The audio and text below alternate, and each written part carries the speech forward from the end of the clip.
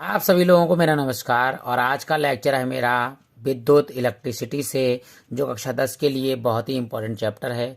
इसके मैंने खास प्रश्नों को लेकर आया हूं। उनकी परिभाषाएं हैं, फिर ओम का नियम है, श्रेणी क्रम में संयोजन का निगमन है, समांतर क्रम में संयोजन का निगमन है, और साथ में विद्युत विभव और विभवांतर में अंतर भी है, और काफ़ी ढेर सारे सवाल लेकर प्रस्तुत हुआ हूँ। और इसी के साथ शुरू करते हैं हम कि विद्युत धारा क्या होती है।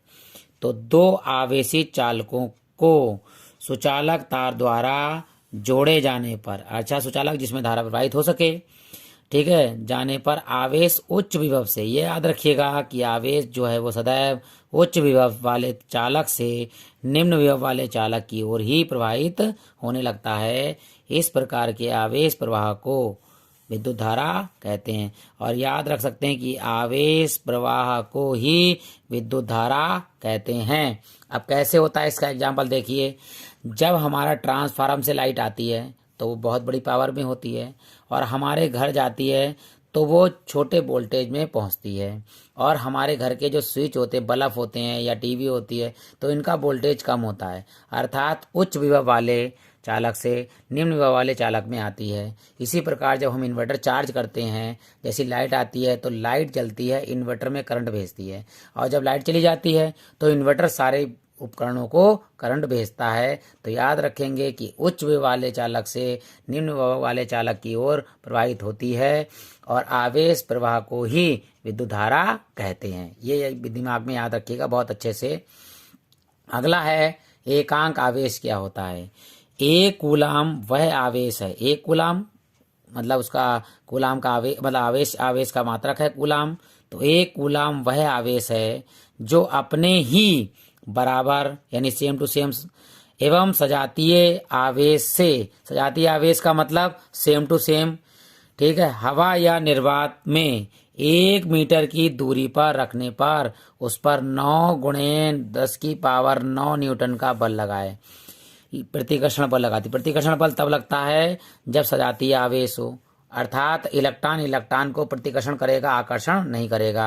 यानी कि प्लस आवेश जो है वो माइनस आवेश को अपनी ओर आकर्षित करेगा। याद रखिएगा कि अपनी ओर ये इधर की ओर खींचेगा, ये इधर की ओर खींचेगा, एक दूसरे की तरफ आएंगे। लेकिन यदि दोनों प्लस में हैं तो ये आपको प्रतिकर्षण करेंगे, ये इसे धक्का देगा, ये इसे धक्का देगा। दोनों यदि माइनस में हैं तो ये दोनों आपस में एक दूसरे को प्रतिकर्षित करेंगे। यहाँ एक सजातीय आवेश की बात कर रहे हैं, वो दोनों के ऊपर अगर 9 गुणे 10 की पावर 9 न्यूटन प्रतिकर्षण बल लग रहा है, उसे एकांक आवेश कहते हैं। याद रखिएगा। अब अगला प्रश्न है, यानी परिभाषा, विद्युत क्षेत्र क्या होता है। किसी विद्युत आवेश अथवा आवेश समुदाय के चारों ओर का वह क्षेत्र जहां विद्युत प्रवाह अनुभव किया जा सके विद्युत क्षेत्र कहलाता है। जैसे मान लिया, एक एग्जांपल देते हैं कि ये धारा बह रही है, यहाँ पर ये धारा बह रही है इस तार पर, इसके चारों ओर का कोई क्षेत्र ऐसा होगा जहां पर आपको धारा का अनुभव होगा। कभी कभी आपने सुना होगा कि बिजली ने किसी को खींच लिया। बिजली अपने क्षेत्र पे आने वाले व्यक्ति को अपनी ओर आकर्षित करती है और वहां से करंट लग जाता है। तो मान लीजिए ये इसका क्षेत्र है, इस क्षेत्र में अगर कोई भी व्यक्ति जाएगा तो यह अपनी ओर से आकर्षित कर लेगी। इसीलिए कहते हैं यह विद्युत क्षेत्र है जहां पर विद्युत का अनुभव किया जाए। विद्युत विभव की परिभाषा है अनंत से एकांक आवेश को। भाई अनंत बिंदु मान लिया हमने, यहाँ पर यह अनंत बिंदु है, कोई अनंत यहाँ पे बिंदु पर ये क्यू आवेश है यहां से, ठीक है, आवेश को विद्युत क्षेत्र के अंदर, विद्युत क्षेत्र मान लीजिए यहाँ पर कोई है विद्युत क्षेत्र बी, यहाँ पर अंदर किसी निश्चित बिंदु तक, यानी यहाँ पर कहीं पर कोई निश्चित बिंदु बी है, इस पर हम ला रहे हैं क्यू आवेश को, ठीक है। किया गया कार्य उस बिंदु का विद्युत विभव कहलाता है। यानी यहां तक जो कार्य किया गया है डब्ल्यू, उस कार्य को विद्युत विभव कहते हैं। एक बार परिभाषा पढ़ते हैं। अनंत से एकांक आवेश को विद्युत क्षेत्र के अंदर किसी निश्चित बिंदु तक लाने में किया गया कार्य उस बिंदु का विद्युत विभव कहलाता है। ये परिभाषा है इसकी। सूत्र है विद्युत विभव V बराबर कार्य W अपॉन आवेश Q। तो विद्युत विभव का मात्रक क्या हुआ भाई? कार्य का मात्रक होता है जूल और आवेश का मात्रक होता है कूलाम। तो एक तो विद्युत विभव का मात्रक हो गया जूल प्रति कूलाम, यहाँ लिख देंगे जूल प्रति कूलाम।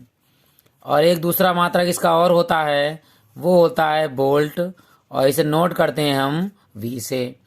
यदि मान लीजिए एक कूलाम आवेश को, कितने कूलाम आवेश को?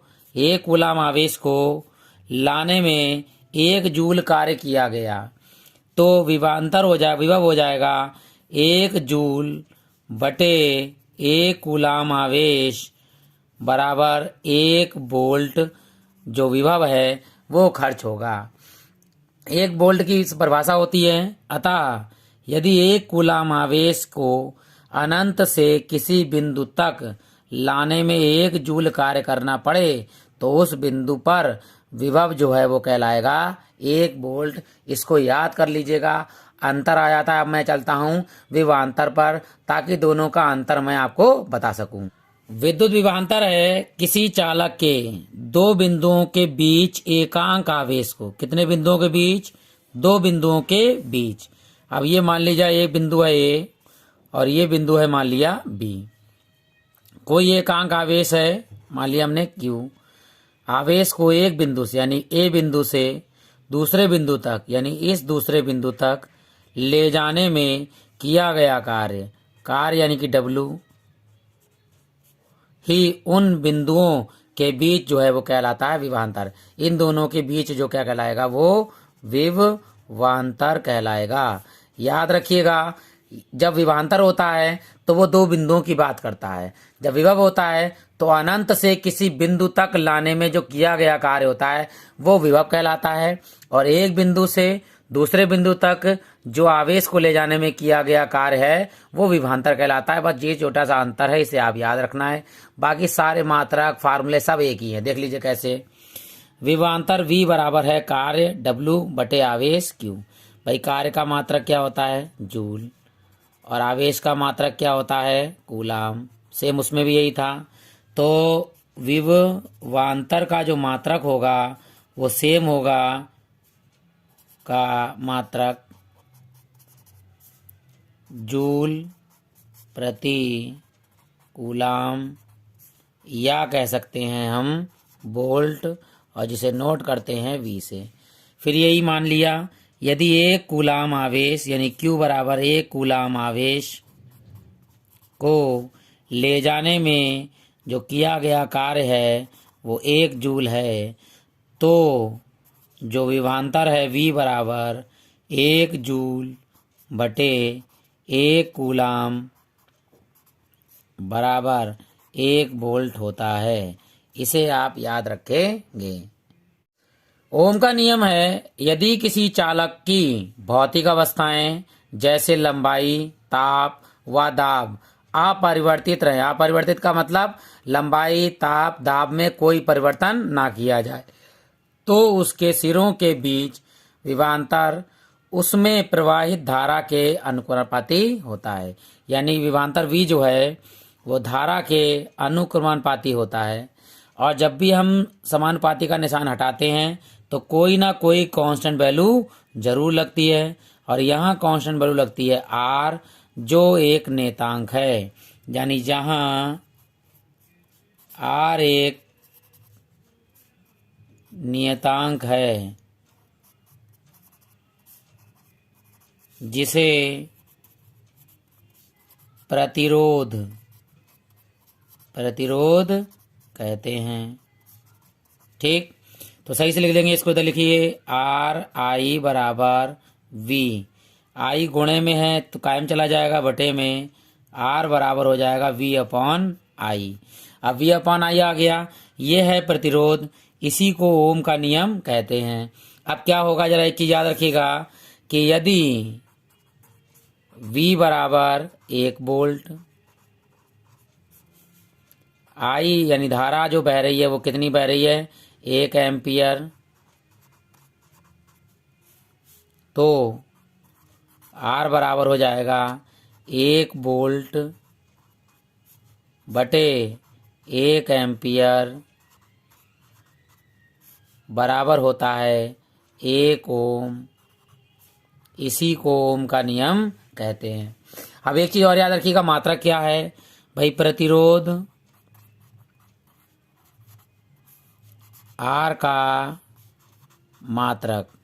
दो मात्रक है, एक कैसा है भाई? विभवांतर, ऊपर विभवांतर का मात्रक वोल्ट, तो ऊपर लिखेंगे वोल्ट, बटे धारा का मात्रक एम्पियर, तो एम्पियर। ये याद रखेंगे कि एक तो प्रतिरोध का मात्रक है वोल्ट प्रति एम्पियर और दूसरा मात्रक जो है वो क्या है इसका? ओम। और ये जो है वो ओम का साइन है, इसे याद रखेंगे। भाई निगमन है ये आपका कि प्रतिरोधों को जब हम श्रेणी क्रम में लगाएंगे तो उनका निगमन कैसे ज्ञात किया जाएगा वो हम बताते हैं। तो चलिए शुरू करते हैं। श्रेणी क्रम में संयोजन। प्रतिरोधों का श्रेणी क्रम में संयोजन इस प्रकार होता है कि प्रतिरोधों को क्रमशः जोड़ा जाए। क्रमशः मतलब एक एक करके प्रतिरोधों को जोड़ा जाए। कैसे क्रम होते हैं? किसी एक प्रतिरोध का एक सिरा दूसरे प्रतिरोध के एक सिरे से तथा इसी प्रतिरोध का दूसरा सिरा अगले प्रतिरोध के पहले सिरे से जुड़ा हुआ हो। कैसे हो भाई? देखिए, ये मान लीजिए हमारा पहला प्रतिरोध है, इसका ये वाला पहला सिरा है, ये दूसरा सिरा अगले वाले के पहले सिरे से जोड़ दिया जाता है और दूसरे का दूसरा सिरा तीसरे के पहले सिरे से जोड़ दिया जाता है। हमने यहाँ 3 ही प्रतिरोध लिए हैं। नीचे यहाँ पर हमने बैटरी लगा दी एक 3 सेल वाली। ठीक, ये बड़ी जो बैटरी होती है प्लस की होती है, बड़ा निशान, तो यहाँ से धारा जाती है। ये एक ही तार है और माइनस की ओर अंदर आती है। याद रखिएगा, ये धारा हो गई आई आपकी जो यहाँ जा रही है। ये भी याद रखते चलेंगे कि श्रेणी क्रम में धारा का मान पूरे परिपथ में एक बराबर होता है। ये मान लिया R1 है तो इससे विभवांतर होगा V1 अलग। ये R2 है तो इससे विभवांतर होगा V2 यहाँ से यहाँ तक। और ये है आपका R2 तो इसे विभवांतर होगा V2 यहाँ से लेकर यहाँ तक। ठीक है, याद रखिएगा कि श्रेणी क्रम में जो धारा है वो एक ही तार में बह रही है, यानी एक समान बहेगी, लेकिन विभवांतर जो होगा हर प्रतिरोध का अपना अलग अलग होगा। ठीक, तो ओम का नियम क्या कहता है? अभी हमने सिद्ध किया है। ओम का नियम होता है V बराबर I इंटू R। ये समीकरण मेन है आपकी ए। इसे मान लिया, एक मान लो या ए मान लो। अब मान लीजिए हमने पहले प्रतिरोध के लिए निकालना है तो विभवांतर V क्या है बेटा? V1 बराबर I इंटू R1। ये समीकरण हो गई एक। दूसरे प्रतिरोध के लिए V2 बराबर I इंटू R2, समीकरण नंबर 2। तीसरे प्रतिरोध के लिए V3 बराबर I इंटू R3, समीकरण हो गई 3। इन तीनों समीकरणों को जोड़ लीजिए।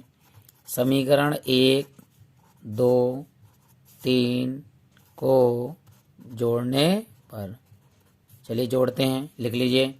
यहाँ V1 plus V2 plus V3 बराबर I R1 plus I R2 plus I R3। इन तीनों में क्या कॉमन आ रहा है? I कॉमन आ रहा है। ठीक है, तो यहाँ पे हो गया V1 plus V2 plus V3 बराबर I कॉमन ले लिया, तो यहाँ हो गया R1 plus R2 plus R3।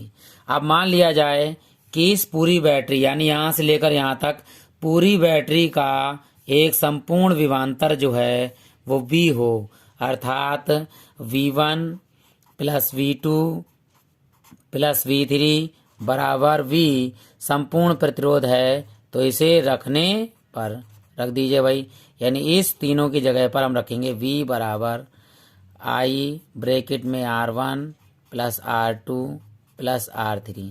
अब ये V1 का मान समीकरण ए में क्या दिया है? V का मान I इंटू R लगा दीजिए। I इंटू R बराबर I ब्रैकेट में R1 plus R2 plus R3।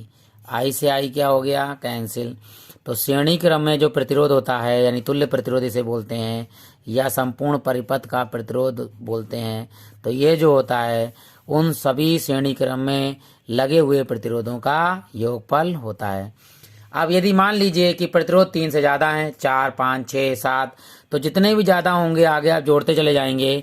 मान लिया n है तो क्या होगा प्रतिरोध, ये मान लिया R बराबर क्या होगा, R1 plus R2 plus R3 plus R4 plus dash dash dash dash dash plus Rn। चाहे इससे कितने भी ज़्यादा हैं, हम सारे प्रतिरोधों को जोड़ देंगे तो श्रेणी क्रम में संयोजित तुल्य प्रतिरोध का मान ज्ञात हो जाएगा। अब बढ़ते हैं समांतर क्रम की ओर। ये निगमन है आपका समांतर क्रम में संयोजन, अर्थात समांतर क्रम में जुड़े प्रतिरोधों का संयोजन इस प्रकार होता है कि प्रत्येक प्रतिरोध का एक सिरा एक बिंदु पर एवं दूसरा सिरा दूसरे बिंदु पर होता है। कैसे, देखिए, ये मान लिया एक सिरा, ये पहला प्रतिरोध, ऐसे ये ऊपर जाएंगे दूसरा प्रतिरोध, ये नीचे तीसरा प्रतिरोध। ये तीनों प्रतिरोधों का एक सिरा एक बिंदु पर और दूसरा सिरा मान लीजिए बिंदु है और ये मान लिया बी बिंदु पर है। ठीक, इससे हमने नीचे एक बैटरी जोड़ दी।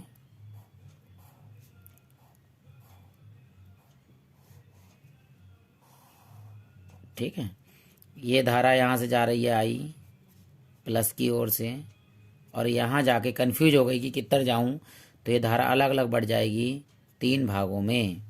ठीक, ये मान लिया बढ़ गया I1, I2 और I3। ठीक, ये प्रतिरोध पर ले लिया हमने R1, R2 और R3। देखिए बैटरी एक साथ लगी हुई है, तो जब हम समांतर क्रम में लगाते हैं प्रतिरोधों को तो बैटरी का विभवांतर V रहता है, लेकिन तार अलग अलग हो गए हैं, इसलिए धारा I1, I2 और I3 अलग अलग हैं। ये याद रखिएगा, दोनों में अंतर है। फिर ओम के नियम से ही होता है। तो क्या है ओम का नियम?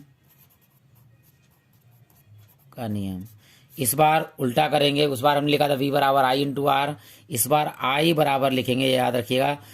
ठीक है, I बराबर होगा V अपॉन आर। ये वाला सूत्र लगेगा यहाँ पर ओम के नियम से, क्योंकि V बराबर I आर होता है। जैसे देख लीजिए V बराबर होता है I इंटू आर, तो R गुणे में है, कायम चला जाएगा बटे में, तो I बराबर हो जाएगा V अपॉन आर, क्योंकि समांतर क्रम में प्रतिरोध बटे में होते हैं, याद रखिएगा। अब यहाँ पर पहले प्रतिरोध I के लिए, I मतलब R1 के लिए, तो I धारा है, I1 बराबर V अपॉन R1 हो गया, समीकरण नंबर 1। धारा दूसरे प्रतिरोध के लिए तो I2 बराबर V अपॉन R2, समीकरण 2। और तीसरे प्रतिरोध के लिए यानी I3 होगा आपका V अपॉन R3, समीकरण नंबर कितना? 3। उसमें भी हमने जोड़ा था तीनों को, इसमें भी जोड़ लीजिए, यानी समीकरण 1, 2, 3 को जोड़ने पर। ठीक है, जोड़ते हैं। क्या है? I1 plus I2 plus I3 बराबर क्या है? V upon R1 plus V upon R2 plus V upon R3। ऊपर देखिए तीनों में V है, कॉमन आ रहा है, कॉमन ले लीजिए। और ये भी याद रखिएगा कि संपूर्ण परिपथ में धारा का जो मान है पूरा, वो क्या है? हमारा I है। यहाँ से I गई और यहाँ से I निकली, तो इन सब का, तीनों धाराओं का योगफल क्या होगा? I होगा। ये भी याद रखेंगे। ऊपर से V कॉमन आ गया, ले लीजिए, तो क्या बचेगा? ऊपर 1 1 1 बचेगा सब में, 1 upon R1 plus 1 upon R2 plus 1 upon R3। अब I का मान समीकरण 1 से किया है V अपॉन R, तो V अपॉन R लगा दिया हमने समीकरण 1 से। I का मान बराबर V ब्रैकेट में 1 upon R1 plus 1 upon R2 plus 1 upon R3। तो ऊपर वाले V से V क्या हो गया? कैंसिल, बचेगा यहाँ पर 1। तो ये हो गया आपका 1 अपॉन R बराबर 1 upon R1 plus 1 upon R2 plus 1 upon R3। अगर प्रतिरोध समांतर क्रम में हैं तो उनके सब अपोजिट होंगे, R1 R2 प्लस R3 सब बटे में होंगे, इनका आंसर होगा। अब मान लीजिए यदि प्रतिरोध 2 से ज़्यादा, 3 से ज़्यादा हों, 4 5 6 7, वही नियम 1 अपॉन R बराबर लिखते चले जाएंगे, 1 upon R1 plus 1 upon R2 plus 1 upon R3 plus 1 upon R4 plus dash dash dash dash कितने भी होंगे 1/Rn तक, तो हम इसे लिख सकते हैं इस तरह से कि यदि दो प्रतिरोध R1 व R2 समांतर क्रम में संयोजित हैं तो उनका तुल्य प्रतिरोध कितना होगा। भाई समांतर क्रम में है तो हम सभी जानते हैं कि 1/R बराबर होता है पहला प्रतिरोध 1/R1 प्लस दूसरा प्रतिरोध 1/R2। हमें इस R की वैल्यू निकालनी है तो 1/R बराबर नीचे नीचे गुणा कर दीजिए R1 इंटू R2 और तिरछी गुणा कर देंगे, यहाँ पर हो जाएगा ऊपर R2 एकम R2 प्लस निशान है तो R1 एकम R1। तो R2 प्लस R1 है, या हम इसे क्रमबद्ध नियम से लिख सकते हैं R1 प्लस R2 बटे में हो जाएगा R1 इंटू R2। हमें इस R का मान निकालना है तो नीचे वाले को ऊपर, ऊपर वाले को नीचे कर दिया, नीचे वाले को ऊपर, ऊपर वाले को नीचे कर दिया, तो हम इसे उल्टा कर देंगे यानी व्युत्क्रम कर दिया है तो यहाँ R/1 आएगा, बराबर में आएगा R1 इंटू R2 बटे R1 प्लस R2। जो तुल्य प्रतिरोध हमारा आया है वो ये प्राप्त हुआ है, तो यहाँ लिख देंगे अतः तुल्य प्रतिरोध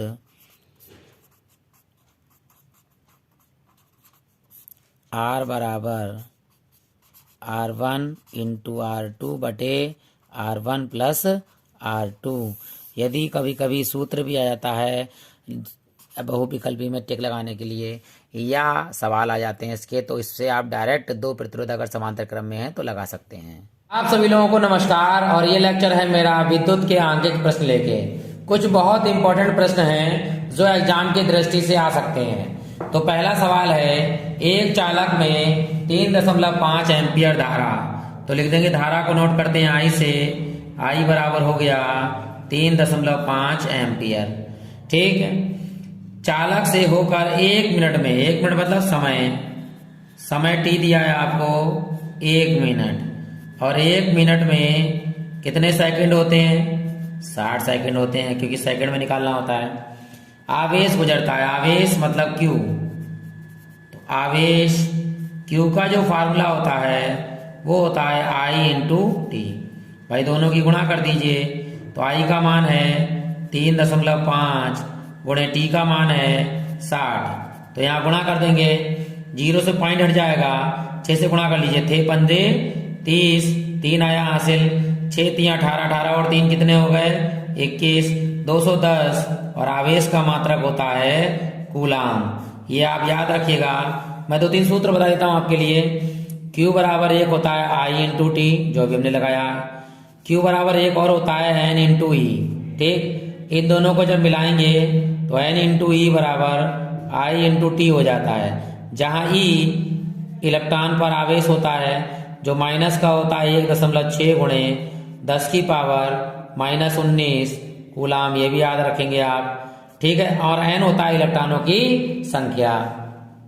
दूसरा सवाल है कि एक प्रतिरोधक में 20 वोल्ट, वोल्ट का मतलब विभवांतर, विभवांतर V बराबर दे दिया आपको 20 वोल्ट, 4 एम्पियर की धारा I बराबर 4 एम्पियर।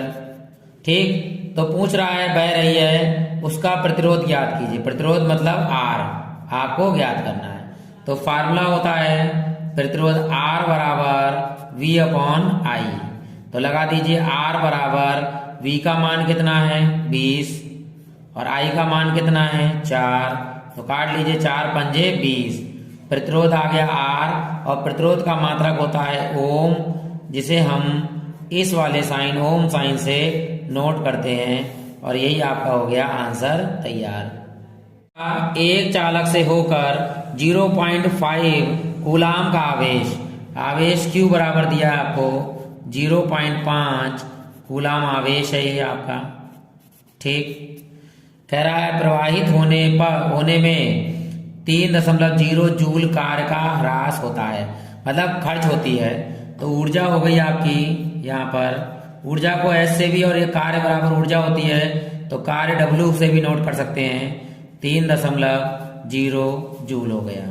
ठीक, चालक के सिरों पर विभवांतर V आपको ज्ञात करना है, और आपको फार्मूला मालूम है V बराबर होता है W/Q, तो मान लगा दीजिए V बराबर W का मान 3.0 और Q का मान 0.5, पॉइंट से पॉइंट क्या हो गया कैंसिल, 30 बटे हो गए नीचे 5 और 5 छक्का 30, तो विभवांतर आपका आ गया 6 वोल्ट और यही आपका आंसर है।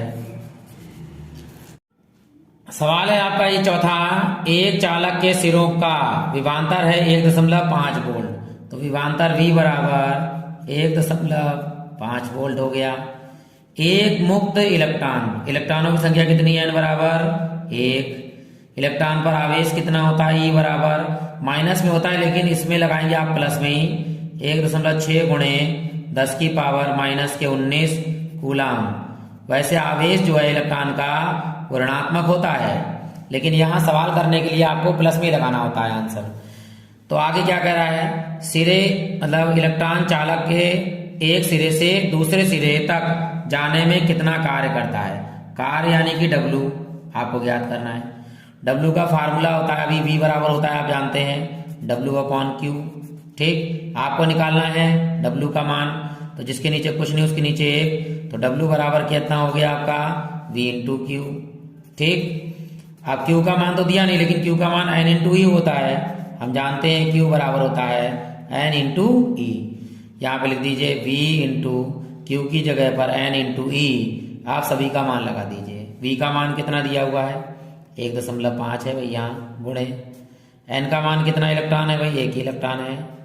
E का मान कितना है 1.6 गुणे 10 की पावर माइनस के 19, तो कार्य बराबर W, इन दोनों की गुणा कर दीजिए, 1.6 की गुणा 1.5 से करेंगे, 5 छक्का 30, 3 5 3 8 गुणे ऐसे उतार देंगे, ये 0।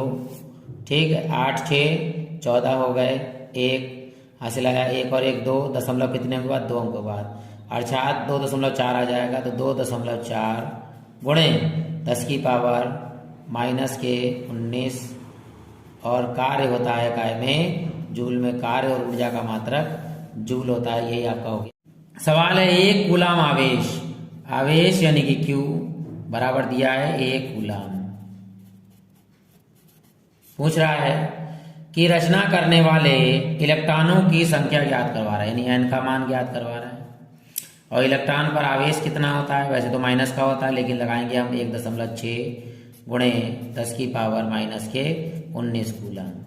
इसमें पूछ रहा है कि N का मान ज्ञात कीजिए। वही फार्मूला हम जानते हैं क्या होता है, Q बराबर होता है N/E, तो हम लिख सकते हैं N/E बराबर Q, और N का मान निकालना है तो E गुणे में है, बटन चला जाएगा Q/E। ठीक, तो यहाँ मान लगा दीजिए, N बराबर Q का मान कितना है, Q का मान है 1। ठीक, तो Q का मान, E का मान कितना है 1.6 गुणे 10 की पावर माइनस के 19। ये जो माइनस के 19 ऊपर जाएंगे काय में हो जाएंगे, प्लस में घात हो जाती है, आपको पता होना चाहिए। नीचे से घात ऊपर जाती है प्लस की हो जाती है, अगर प्लस की होती है तो काय की हो जाती है, माइनस के। तो यहाँ लिखेंगे हम 1 गुणे 10 की पावर 19, और नीचे आपका है 1.6।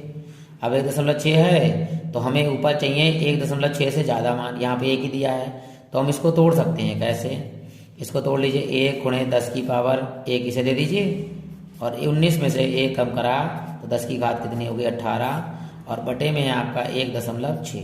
अब क्या लिखेंगे देखिए ऊपर, तो n बराबर हो जाएगा 10 1 कम 10, और पॉइंट अपनी तरफ से लगा दीजिए, 1 0 बढ़ा दीजिए, क्योंकि नीचे भी एक पॉइंट के नीचे बाद एक संख्या है इसलिए लगा दिया हमने।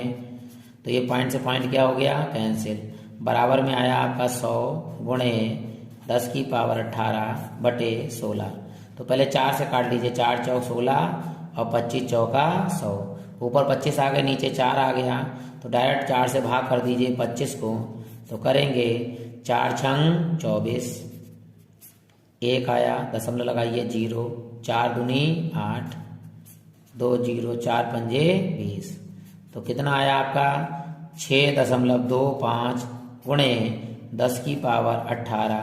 ये 1 कूलाम आवेश में इलेक्ट्रॉनों की संख्या है। इसको आप याद भी कर लीजिएगा कि 6.25 गुणे 10 की पावर 18 जो है ये इलेक्ट्रॉनों की संख्या है जब आवेश 1 कूलाम दिया हो तब।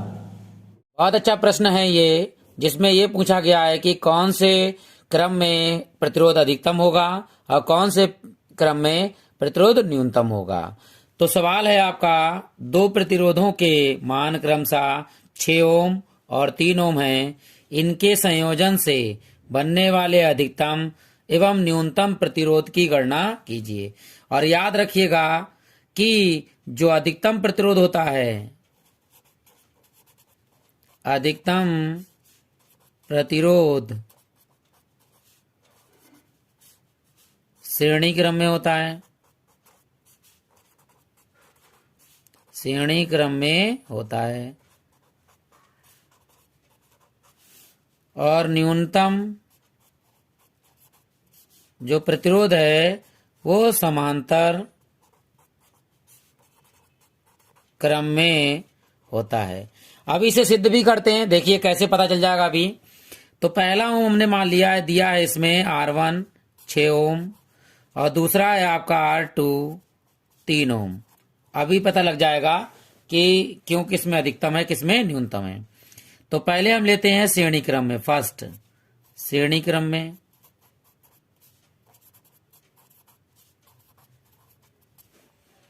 तुल्य प्रतिरोध निकाला, R बराबर होता है सूत्र R1 प्लस R2। मान लगाइए, R1 का मान 6 और R2 का मान 3, तो R बराबर हो गया 9 ओम। अब निकालते हैं समांतर क्रम में।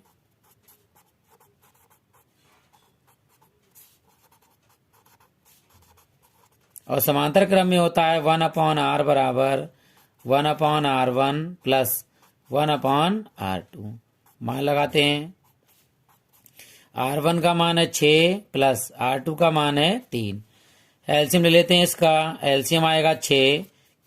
ठीक, तो यहाँ 1 गुणे 6 का पड़ा 6 कम 6 प्लस 1 गुणे 3 का पड़ा 3 दूनी 6 बराबर 1 एकम 1 प्लस 2 एकम 2 बटे 6 बराबर 2 और 1 3 बटे 6, 3 एकम 3 3 दूनी 6। तो यहाँ आया 1/R बराबर 1 बटे 2। तिरछी गुणा कर लीजिए, तो R बराबर जो आपका आएगा 2 एकम 2 ओम। अब देख लीजिए कि समांतर क्रम में है तो प्रतिरोध का मान 2 ओम है और श्रेणी क्रम में है तो प्रतिरोध का मान 9 ओम है। तो आप याद रखिएगा प्रश्न की अगर आपका आए बहुविकल्पी में भी, तो यदि अधिक प्रतिरोध ज्ञात करना है तो प्रतिरोधों को श्रेणी क्रम में लगाना है और न्यूनतम प्रतिरोध ज्ञात करना है तो प्रतिरोधों को समांतर क्रम में लगाना है।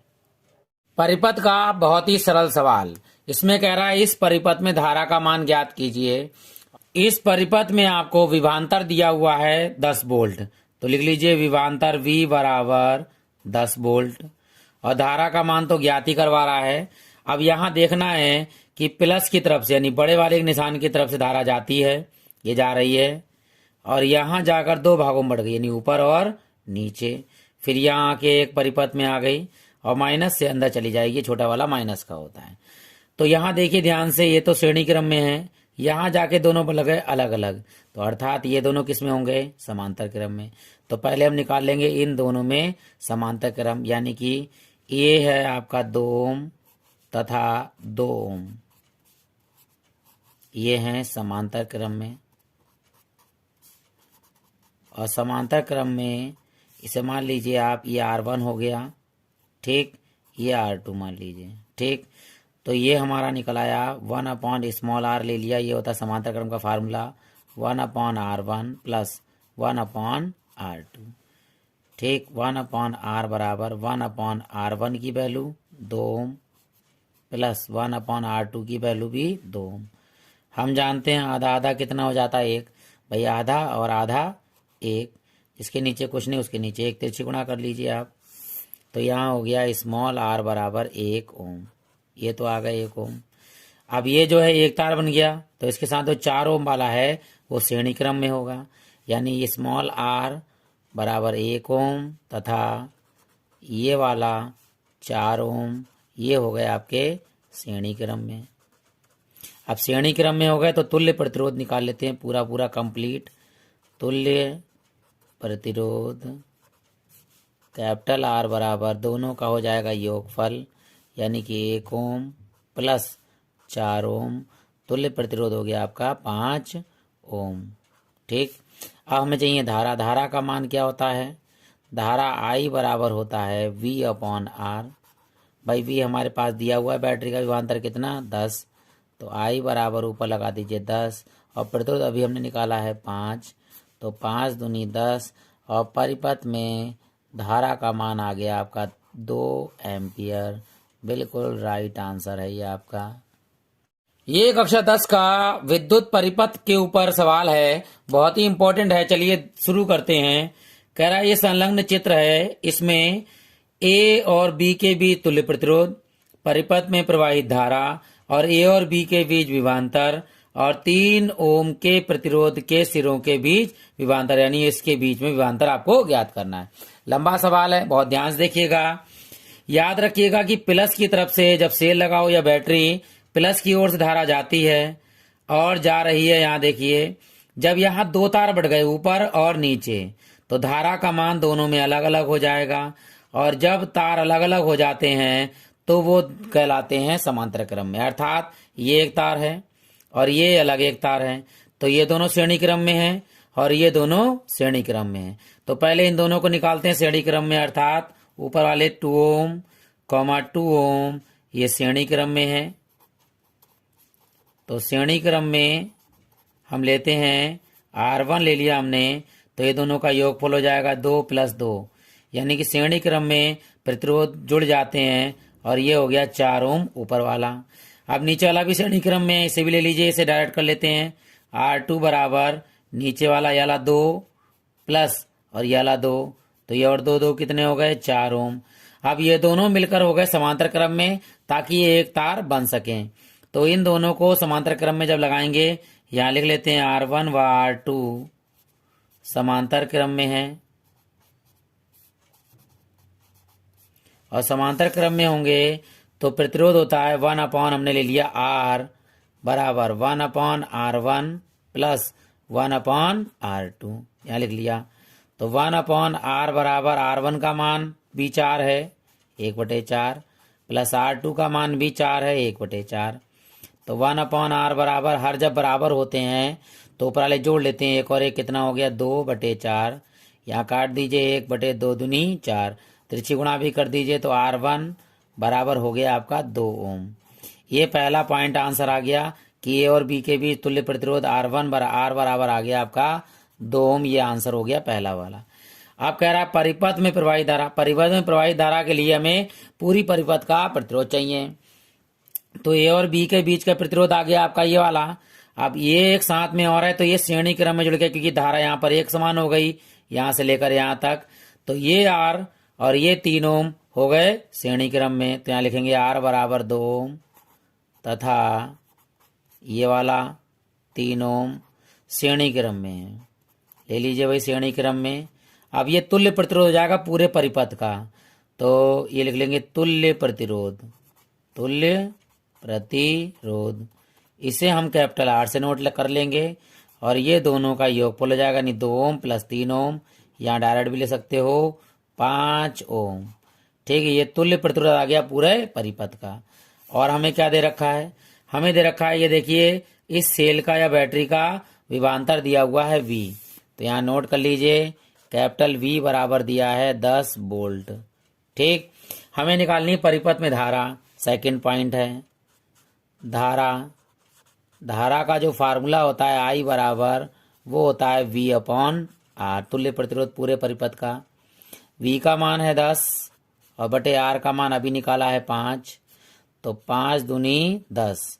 पूरे परिपथ में जो धारा हो गई है उसकी एम्पियर होता है ये धारा का मात्रक, तो हो गया I बराबर 2 एम्पियर। दूसरा ऑप्शन आंसर भी आ गया। अब तीसरा कह रहा है ए और बी के बीच विभवांतर, तो ए और बी के बीच की बात कर रहा है, तो ए और बीच में प्रतिरोध हमारे पास है, विभवांतर धारा हमें प्राप्त हो चुकी है। इसका विभवांतर इसका विभवांतर दोनों का अलग अलग होगा, तो ये लिख लीजिए आप यहाँ पर ए व बी के बीच विभवांतर V बराबर होगा ए और बी के बीच प्रतिरोध कितना है स्मॉल r। ठीक, और धारा परिपथ में यहाँ से यहाँ कौन सी जा रही है 2A, तो ये हो गया धारा प्रतिरोध विभवांतर हो गया ए बी के बीच V बराबर R इंटू आई। यही फार्मूला होता है, जब इसकी गुणा करेंगे V बराबर हो जाएगा I इंटू R। तो मान लगा दीजिए स्मॉल आर का मान कितना है 2 और आई का मान अभी हमने ज्ञात किया है 2 और विभवांतर हो गया आपका 2 दूनी 4 वोल्ट। तीसरा आंसर भी आ गया आपका। अब चौथा वाला रह गया, वो क्या है, इस 3 ओम पे कह रहा है बेटा 3 ओम, यानी इस 3 ओम पर हमें जो है वो विभवांतर चाहिए है। धारा का मान एक समान है, इस वाले में भी यानी दोनों में बढ़ गई थी लेकिन फिर एक हो गई, यहाँ पर आई हो गया, तो धारा का मान तो यही रहेगा लेकिन विभवांतर का मान अलग हो जाएगा, प्रतिरोध दिया हुआ है। तो यहाँ पे लिख लीजिए आप आर डैश बराबर है 3 ओम, ये वाला। धारा हमने निकाली ली है परिपथ में, आई बराबर कितनी है 2 ओम, 2 एम्पियर होता है सॉरी। अब यहाँ पे निकाल लीजिए विभवांतर V बराबर होता है I इंटू आर, आई ये वाला और आर डैश ये वाला, इन दोनों का मान लगा दिया। आई का मान है 2 और ये भी परिपथ वाला सवाल है, बहुत ही इंपॉर्टेंट। देखिए इसमें ये परिपथ पूरा बना हुआ है, विभवांतर 2 वोल्ट दिया है, ये एक ए से बी तक जो प्रतिरोध है वो 4 ओम और ए से सी और बी ये प्रतिरोध गया है 2 ओम और 2 ओम। हमें क्या ज्ञात करना है, पहला प्रश्न ए तथा बी के मध्य तुल्य प्रतिरोध। ए और बी के मध्य प्रतिरोध यानी ए से बी जाने के लिए 2 रास्ते हैं। कैसे, ये प्लस से हम जब जाएंगे धारा यहाँ जाएगी, यहाँ जाएगी और यहाँ धारा 2 भागों में बढ़ जाएगी, एक ऊपर और एक नीचे। फिर ये यहाँ जाएगी, यहाँ जाएगी, यहाँ जाएगी, यहाँ से ये जाएंगे और ये धारा माइनस की ओर आती है यानी इधर से आकर इधर आ जाएगी। तो ए और बी से जाने तक 2 रास्ते हैं, एक ऊपर वाला रास्ता ये और एक नीचे वाला रास्ता ये। तो मान लीजिए ये I1 हो गया आपका और ये धारा हो गई आपकी I2 और ये हो जाएगी I2, ये हो जाएगी I2 क्योंकि ये एक तार है यहाँ से यहाँ तक जा रही है और फिर यहाँ आकर फिर बन जाएगी I धारा और गई भी धारा कौन सी थी I। तो चलिए भाई पहला सवाल ए और बी के बीच मध्य प्रतिरोध ज्ञात करते हैं। तो 2 रास्ते हैं ए के बीच में, ये दोनों श्रेणी क्रम में है, लगा लीजिए भाई श्रेणी क्रम में। तो R1 मान लिया, इसके लिए R1 हो गया आपका 2 प्लस 2 ओम यानी कि 2 प्लस 2 4 ओम हो गया ये इन दोनों का, और 4 ओम ये है। तो ये दोनों अब बन गए हैं समांतर क्रम में क्योंकि इसकी धारा अलग है इसकी धारा अलग है। तो ये मैंने मान लिया अपनी तरफ से R2 बराबर कितना ओम मान लिया 4 ओम, ठीक, ये ले लिया हमने मान लिया, ठीक। अब ये हो गए दोनों समांतर क्रम में, तो R1 व R2 समांतर क्रम में है। अब समांतर क्रम में जो फार्मूला होता है वो होता है 1/R तुल्य प्रतिरोध मान लिया हमने, 1/R1 प्लस 1/R2। चलिए भाई मान लगा दीजिए यहाँ पर 1/R बराबर, R1 का मान भी 4 है 1/4, R2 का मान भी 4 है 1/4 और जब हर बराबर होते हैं तो दोनों जोड़ लेते हैं, 1 और 1 कितने हो गए 2/4, यहाँ कर लिए 2 एकम 2, 2 दूनी 4, तिरछी गुणा कर लेंगे ये हो जाएगा R बराबर हो जाएगा 2 ओम, यानी तुल्य प्रतिरोध पूरे परिपथ का ए और बी के बीच, किसके बीच है ए बी के बीच, याद रखिएगा ए बी के बीच जो प्रतिरोध है वो 2 ओम आ गया है, ठीक है। ये पहला आंसर हो गया फर्स्ट पॉइंट। सेकंड पॉइंट क्या कह रहा है, बैटरी में प्रवाहित धारा यानी धारा आई का मान ज्ञात करना है। आई का मान जो पूरे परिपथ में धारा का मान ज्ञात करना है, इसलिए विभवांतर वी दिया हुआ है आपके लिए कितना 2 वोल्ट ये है आपका, ठीक है। तो हमारा सेकंड पार्ट जो है यानी बैटरी में प्रवाहित धारा, तो धारा आई हो गया आपका कंप्लीट धारा, ये होता है फार्मूला V/R, ठीक है। आई बराबर हो गया V का मान कितना है 2 और R का मान कितना है 2, तो 2 एकम 2, ये कंप्लीट धारा हो गई आपकी I बराबर 1 एम्पियर। अब यहाँ पर एक चीज़ देखनी है कि धारा यहाँ 2 भागों में बढ़ गई है I1 और I2 में। अब दोनों में कितनी होगी यहीं बता देता हूँ, यहाँ से लेकर यहाँ तक 4 ओम और यहाँ से लेकर ये I1 2 यहाँ तक लेकर कितना 4 ओम, यानी दोनों में प्रतिरोध बराबर, यहाँ 2 और 2 4 और यहाँ 4। इसका मतलब धारा का मान क्या होगा बराबर होगा। धारा I1 यहाँ याद रखिएगा I1 बराबर होगा आपका I2 और जिसका मान होगा आधा यानी 1/2 एम्पियर, और आधा कितना हो जाता है 1, ये याद। तीसरा है ए तथा बी के मध्य विभवांतर ज्ञात करवा रहा है, यानी ए और बी के बीच। ए और बी के बीच अभी हमने यला मत प्रतिरोध लगा दीजिएगा, ये यहाँ से भी यहाँ आ रही है धारा, इसलिए ये पूरा प्रतिरोध होगा ए और बी के बीच, वो कितना है हम अभी ज्ञात कर चुके हैं। आर बराबर ए बी लिख लीजिए चाहे यहाँ पर जो है आपका कितना 2 ओम। ठीक, विभवांतर हमें ज्ञात करना है। इसमें याद रखिएगा धारा जो यहाँ से भी I2 आ रही है, यहाँ से I1 जा रही है, B पर दोनों जुड़ जा रही है यानी I हो जा रही है, तो धारा I बराबर अभी हमने ज्ञात किया है कितना 1 एम्पियर।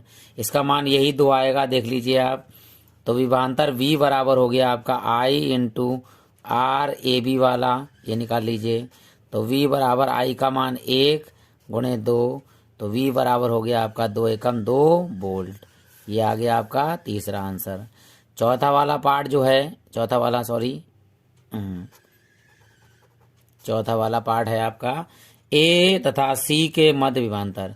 A और C के बीच ध्यान दीजिएगा अकेली धारा है I2, और याद रखिएगा ये 2 ही होगा क्योंकि यहाँ से धारा वापस नहीं जा रही है, तो आप कहें यहाँ से यहाँ चली जाएगी क्योंकि यहाँ से नीचे चली जाएगी। तो A और C के बीच जो प्रतिरोध है AC यानी RAC वो केवल 2 ओम है अकेला, और यहाँ धारा कौन जा रही है I2, और I2 धारा मैंने बताई थी वो आधी होगी आपके 1/2 एम्पियर। ठीक है, विभवांतर होगा आपका इसके बीच में, विभवांतर AC के बीच में क्या होगा, बराबर इन दोनों गुणा कर दीजिए I2 इंटू RAC। तो मान लगाइए R2 का मान 1/2 गुणा इसका मान है 2, तो 2 से काट ली, 2 एकम 2 बराबर 1 वोल्ट विभवांतर। ये चौथा आंसर हो गया आपका बिल्कुल सही।